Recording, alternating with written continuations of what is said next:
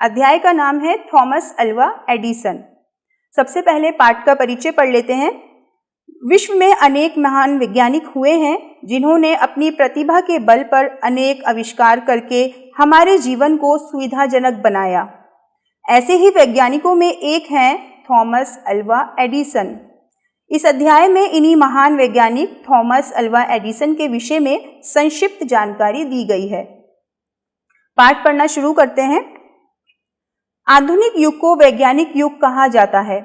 विज्ञान ने मनुष्य के जीवन में भारी परिवर्तन ला दिए हैं।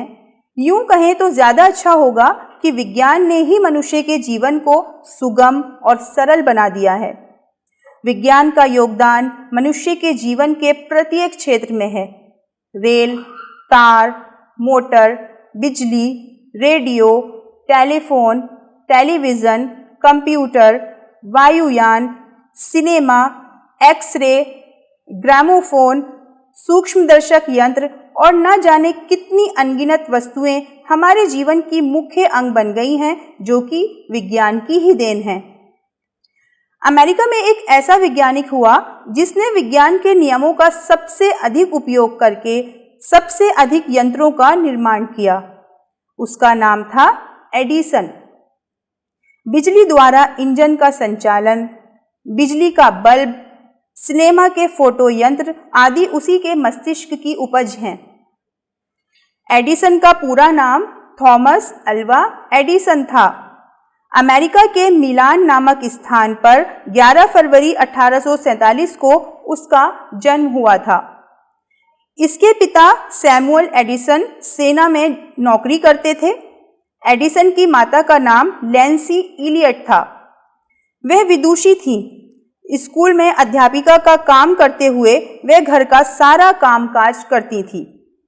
बालक एडिसन का स्वास्थ्य अच्छा नहीं रहता था, परंतु उसकी बुद्धि तीव्र और स्मरण शक्ति अद्भुत थी। एडिसन को जेब खर्च के लिए जो पैसे मिलते थे उनसे वह विज्ञान की चीजें खरीद लिया करता था।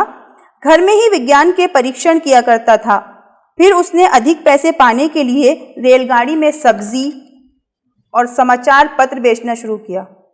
जब गाड़ी चलती तो वे विज्ञान के परीक्षण करने लगता था और जब स्टेशन पर ठहरती तो अखबार बेचने लगता था।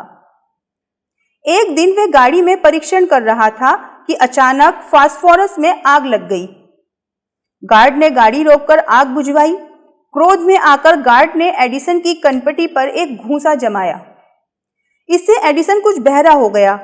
फिर वे पहले की तरह सुनने योग्य जीवन भर ना हो सका। अब एडिसन ने एक अखबार छापना शुरू किया। इधर उधर से खबरें उड़ाकर वे पहले छाप देता था और उसका अखबार खूब बिक जाता था। पैसा खूब आने लगा और वह जी खोलकर विज्ञान के परीक्षणों के लिए चीजें खरीदने लगा। उसने इंजनों के चलाने के बारे में कई पुस्तकें पढ़ी और अनेक परीक्षण किए। फिर बिजली और तार की जानकारी प्राप्त करके वह तारघर में नौकर हो गया। लेकिन वह तारघर में भी विज्ञान के परीक्षण करता था, इसलिए उसे ये नौकरी छोड़नी पड़ी। बोस्टन नगर में जाकर उसने तार का एक कठिन काम कर दिखाया, जिससे उसे फिर तारघर में नौकरी मिल गई। इन्हीं दिनों उसने वोट रिकॉर्डर बनाया। यह यंत्र मतपत्रों को ठीक ठीक गिन सकता था। अब एडिसन को न्यूयॉर्क की एक कंपनी में अच्छी नौकरी मिल गई। उसने कंपनी के एक बिगड़े हुए यंत्र को बिल्कुल ठीक कर दिया। इस पर उसे सब कारीगरों का मुखिया बना दिया गया और अब उसे $300 मासिक वेतन मिलने लगा। यह वेतन लगातार बढ़ता गया। पर्याप्त धन आने पर एडिसन और अधिक यंत्र बनाने लगा। जब उसने नौकरी छोड़ी तो कंपनी ने उसे $50,000 की विशेष राशि पुरस्कार में दे दी। अपनी प्रयोगशाला स्थापित करने के बाद एडिसन ने एक के बाद एक नए आविष्कार किए। वे 20-30 घंटे लगातार काम करता था। इस समय एडिसन के पास लाखों डॉलर थे, इसलिए उसने मैंगलो पार्क में अपना बहुत बड़ा कारखाना खोला। वह नित्य नए यंत्र बनाने लगा। लोग उसे मैंगलो पार्क का जादूगर कहते थे। एडिसन में एक गुण ये भी था कि वह अपने कर्मचारियों से मित्र जैसा व्यवहार करता था। अपने जीवन के अंतिम दिन तक वे परिश्रम पूर्वक अपने काम में लगा रहा। रबड़ के पौधे की खोज के लिए उसने 80 वर्ष की आयु में वनस्पति विज्ञान का अध्ययन किया। अंत में उसने अमेरिका में ही पाया जाने वाला एक ऐसा पौधा खोज निकाला जिससे रबड़ तैयार हो सके। एडिसन द्वारा बनाए गए मुख्य यंत्र इस प्रकार हैं। स्वयं तार लेखन यंत्र। इस यंत्र की सहायता से 1 मिनट में तार द्वारा प्राप्त 3000 शब्द अपने आप लिख जाते थे। विद्युत प्रकाश या विद्युत यंत्र। बिजली का बल्ब एडिसन ने ही बनाया। उसने बिजली द्वारा रेलगाड़ी चलाने के लिए यंत्र बनाया। टेलीफोन। यद्यपि एडिसन से पहले ग्राहम बेल इस यंत्र का आविष्कार कर चुका था, परंतु उससे बहुत धीमा शब्द सुनाई देता था। एडिसन ने यंत्र में भारी सुधार किया।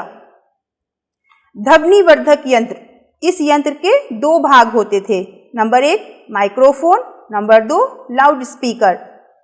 बड़ी बड़ी सभाओं में यही यंत्र काम में लाया जाता है। जिस यंत्र में बोलते हैं उसे माइक्रोफोन और जो ध्वनि प्रसारित करता है उसे लाउड स्पीकर कहा जाता है। सिनेमा फोटो यंत्र। सिनेमा देखकर हमारा मनोरंजन होता है और बहुत आनंद मिलता है। इसका विशेष कैमरा एडिसन ने ही बनाया था। फोनोग्राफ। सन 1877 में एडिसन ने ये विचित्र यंत्र बनाकर संसार को चकित कर दिया। अमेरिका के राष्ट्रपति ने उसे आमंत्रित किया और उसका बहुत सम्मान किया। ग्रामोफोन इसी का सुधरा हुआ रूप है। एडिसन ने और भी बहुत से यंत्र बनाए। वे जनता के हित के लिए दान भी बहुत करता था। अक्टूबर 1931 में इस महान वैज्ञानिक का देहांत हो गया। यद्यपि एडिसन की जीवन ज्योति बुझ गई, तथापि उसके द्वारा दिया गया बिजली का बल्ब आज भी जगमगा रहा है। अध्याय का नाम है थॉमस अल्वा एडिसन। तो बच्चों, हमने पढ़ा कि थॉमस अल्वा एडिसन ने बिजली द्वारा इंजन बनाया, सिनेमा के लिए फोटो यंत्र बनाए और सबसे महत्वपूर्ण कार्य उन्होंने क्या किया, दुनिया में रोशनी फैलाई। किसके जरिए? बिजली का बल्ब बनाकर। तो बिजली के बल्ब का आविष्कारक कौन हुआ? Thomas Alva Edison.